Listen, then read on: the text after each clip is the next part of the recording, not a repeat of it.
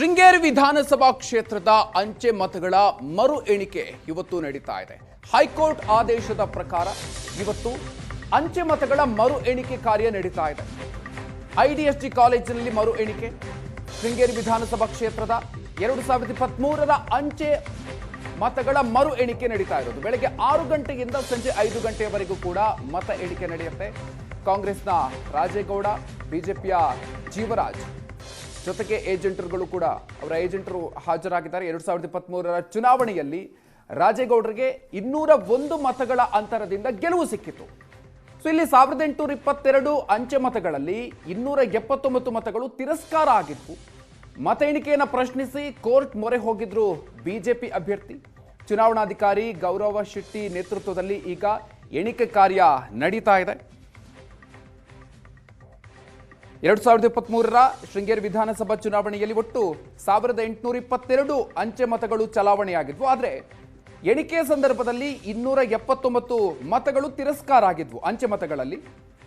So ಈ ವಿಚಾರಕ್ಕೆ ಸಂಬಂಧಪಟ್ಟಂತೆ ಕಾಂಗ್ರೆಸ್ನ ಟಿ.ಡಿ. ರಾಜೇಗೌಡ ಅವರು 201 ಮತಗಳಿಂದ ಗೆಲುವನ್ನು ಸಾಧಿಸಿದ್ರು. ಸೊ ಇವರ ವಿರುದ್ಧ ಸ್ಪರ್ಧಿಸಿ ಸೋಲು ಅನುಭವಿಸಿದ್ದಂಥ ಬಿಜೆಪಿ ಅಭ್ಯರ್ಥಿ ಡಿ.ಎನ್. ಜೀವರಾಜ್ ಅವರು ಫಲಿತಾಂಶವನ್ನು ಪ್ರಶ್ನಿಸಿ ಹೈಕೋರ್ಟ್ ಮೊರೆ ಹೋಗಿದ್ರು. ಅಂಚೆ ಮತಗಳ ಮರು ಎಣಿಕೆಗೆ ಅವಕಾಶವನ್ನು ಕೋರಿದ್ರು ಕೂಡ ಚುನಾವಣಾ ಅಧಿಕಾರಿ ಅವಕಾಶವನ್ನು ನೀಡಲಿಲ್ಲ ಅನ್ನೋದು ಅವರ ಆರೋಪ ಆಗಿತ್ತು. ಅಂಚೆ ಮತಗಳ ಪೈಕಿ 279 ಮತಗಳನ್ನು ತಿರಸ್ಕಾರ ಮಾಡಿರೋದು ಅನುಮಾನಕ್ಕೆ ಕಾರಣ ಆಗಿತ್ತು. ಹಾಗಾಗಿ ಅದರ ವಿರುದ್ಧ ಹೈಕೋರ್ಟ್ ಮೊರೆ ಹೋಗಿದ್ರು. ಈಗ ಹೈಕೋರ್ಟ್ ಆದೇಶದ ಪ್ರಕಾರ ಇವತ್ತು ಅಂಚೆ ಮತಗಳ ಮರು ಎಣಿಕೆ ನಡೀತಾ ಇದೆ.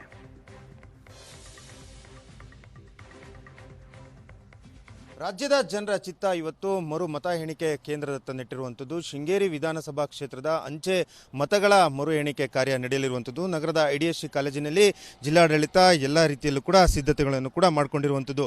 ಬಿಗಿ ಪೊಲೀಸ್ ಭದ್ರತೆಯನ್ನು ಕೂಡ ಈಗಾಗಲೇ ಜಿಲ್ಲಾಡಳಿತ ಕಲ್ಪಿಸಿರುವಂಥದ್ದು. 2 DR ತುಕಡಿಗಳನ್ನು ಕೂಡ ಇಲ್ಲಿ ನಿಯೋಜನೆ ಮಾಡಲಾಗಿರುವಂಥದ್ದು. ಚುನಾವಣಾಧಿಕಾರಿ ಗೌರವ್ ಶೆಟ್ಟಿ ಸಮ್ಮುಖದಲ್ಲಿ ಮತ ಎಣಿಕೆ ಅಂದರೆ ಅಂಚೆ ಮತಗಳ ಮರು ಎಣಿಕೆ ಕಾರ್ಯ ನಡೆಯಲಿರುವಂಥದ್ದು. ಒಟ್ಟು 1822 ಅಂಚೆ ಮತಗಳಲ್ಲಿ 279 ಮತಗಳು ತಿರಸ್ಕೃತವಾಗಿತ್ತು. ಆ ಮತಗಳನ್ನು ಆಕ್ಷೇಪಕ್ಕೆ ವ್ಯಕ್ತಪಡಿಸಿ ಡಿ.ಎನ್. ಜೀವರಾಜ್ ಅವರು ಹೈಕೋರ್ಟಿಗೆ ಅರ್ಜಿಯನ್ನು ಕೂಡ ಸಲ್ಲಿಸಿದರು. ಹೈಕೋರ್ಟ್ನ ಕಳೆದ ತಿಂಗಳು 6ರಂದು ಹೈಕೋರ್ಟ್ ಒಂದು ನಿರ್ದೇಶನವನ್ನು ಕೂಡ ಕೊಟ್ಟಿತ್ತು. ಅಂಚೆ ಮತಗಳನ್ನು ಮರುಪರಿಶೀಲನೆ ಮಾಡಬೇಕು, ಅದರಲ್ಲೂ ಕೂಡ 279 ಮತಗಳನ್ನು ಮೊದಲು ಮರುಪರಿಶೀಲನೆ ಮಾಡಬೇಕು ಅನ್ನೋ ಒಂದು ಸೂಚನೆಯನ್ನು ಕೂಡ ಕೊಟ್ಟಿತ್ತು. ಅದರ ಅನ್ವಯ ಇವತ್ತು 279 ಮತಗಳನ್ನು ಮೊದಲು ಅದನ್ನು ಪರಿಶೀಲನೆ ಕೂಡ ಮಾಡಲಾಗುತ್ತೆ. ತದನಂತರ ಇನ್ನುಳಿದಂಥ 1540 ಮತಗಳನ್ನು ಕೂಡ ಮರುಪರಿಶೀಲನೆಯನ್ನು ಕೂಡ ಮಾಡಲಾಗುವಂಥದ್ದು. ಅಭ್ಯರ್ಥಿಗಳ ಸಮ್ಮುಖದಲ್ಲಿ ಮತಗಳ ಎಣಿಕೆ ಕಾರ್ಯವು ಕೂಡ ನಡೆಯಲಿರುವಂಥದ್ದು. ಮೊದಲು 279 ಮತಗಳ ಎಣಿಕೆ ಆದ ನಂತರ ಇನ್ನುಳಿದಂಥ 1540 ಮತಗಳ ಎಣಿಕೆ ಕಾರ್ಯವು ಕೂಡ ನಡೆಯಲಿರುವಂಥದ್ದು. ಅಭ್ಯರ್ಥಿಗಳ ಸಮ್ಮುಖದಲ್ಲಿ ಎಣಿಕೆ ಕಾರ್ಯವು ಕೂಡ ನಡೆಯಲಿರುವಂಥದ್ದು. ಬೆಳಗ್ಗೆ 9 ಗಂಟೆಯಿಂದ ಎಣಿಕೆ ಕಾರ್ಯ ಆರಂಭವಾಗಲಿರುವಂಥದ್ದು. ಅಭ್ಯರ್ಥಿಗಳ ಸಮ್ಮುಖದಲ್ಲೇ ಎಣಿಕೆ ಕಾರ್ಯ ನಡೆದು ತದನಂತರ ಎಣಿಕೆ ಕಾರ್ಯ ಮುಕ್ತಾಯವಾದ ಬಳಿಕ ಚುನಾವಣಾಧಿಕಾರಿಗಳು ಇದರ ಫಲಿತಾಂಶವನ್ನು ಕೂಡ ಪ್ರಕಟ ಮಾಡುವಂಥ ಸಾಧ್ಯತೆಗಳು ಕೂಡ ಇರುವಂಥದ್ದು. 2023ರಲ್ಲಿ 12 ಜನ ಅಭ್ಯರ್ಥಿಗಳು ಚುನಾವಣೆಯಲ್ಲಿ ಸ್ಪರ್ಧೆ ಮಾಡಿದರು.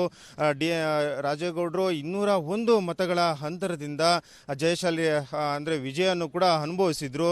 ಅವತ್ತು ಇಬ್ಬರು ಅಭ್ಯರ್ಥಿಗಳು ಕೂಡ ಎಣಿಕೆಯ ಕೇಂದ್ರದಲ್ಲಿ ಗೈರಾಗಿದ್ದರು. ಇವತ್ತು ಅಭ್ಯರ್ಥಿಗಳ ಸಮ್ಮುಖದಲ್ಲಿ ಎಣಿಕೆ ಕಾರ್ಯವು ಕೂಡ ನಡೆಯಲಿರುವಂಥದ್ದು. ಹೀಗಾಗಿ ಜಿಲ್ಲಾಡಳಿತ ಎಲ್ಲ ರೀತಿಯ ಸಿದ್ಧತೆಯನ್ನು ಕೂಡ ಮಾಡಿಕೊಂಡಿರುವಂಥದ್ದು. ಸಗನಿಪುರದಲ್ಲಿರುವಂಥ ಸ್ಟ್ರಾಂಗ್ ರೂಮ್ ಅಲ್ಲಿಂದ ಮತಪತ್ರಗಳನ್ನು ತರಲಿಕ್ಕೆ ಎಲ್ಲ ರೀತಿಯಲ್ಲೂ ಕೂಡ ಅಧಿಕಾರಿಗಳು ಈಗಾಗಲೇ ತಯಾರಿಯನ್ನು ಕೂಡ ನಡೆಸಲಿರುವಂಥದ್ದು. ಇನ್ನೇನು ಕೆಲ ಕ್ಷಣಗಳಲ್ಲೇ ಎಣಿಕೆ ಕಾರ್ಯ ನಡೆಯಲಿರುವಂಥದ್ದು. ವಿಜಯದ ಮಾಲೆ ಯಾರಿಗೆ ದೊರೆಯಲಿದೆ ಅನ್ನೋದು ಕೂಡ ಈಗ ಸಾಕಷ್ಟು ಕುತೂಹಲಕ್ಕೆ ಕಾರಣವಾಗಿರುವಂಥದ್ದು. ಚಿಕ್ಕಮಗಳೂರಿನ ಕ್ಯಾಮರಾಮನ್ ಶ್ರೀಕಾಂತ್ ಜೊತೆಗೆ ಆಲ್ದೂರ್ ಕಿರಣ್, ಏಷ್ಯಾನೆಟ್ ಸುವರ್ಣ ನ್ಯೂಸ್.